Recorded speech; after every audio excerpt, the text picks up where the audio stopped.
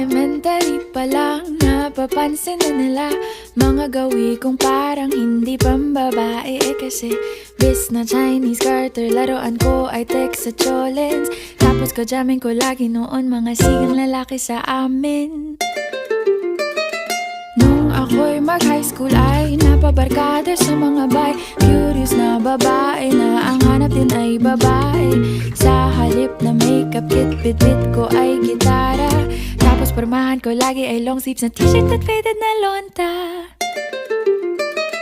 Pero noong makilala kita, nagbagong bigla ang aking timpla. Natutuwa ko na magpariban at mag-ahit ng kilay at least once a month. Hindi ko alam kung anong meron ka na sa akin ay nagpalambot ng bigla. Sinong mag-aakalang lalaki pala ang bibiyag sa tulad kong tigreng gala.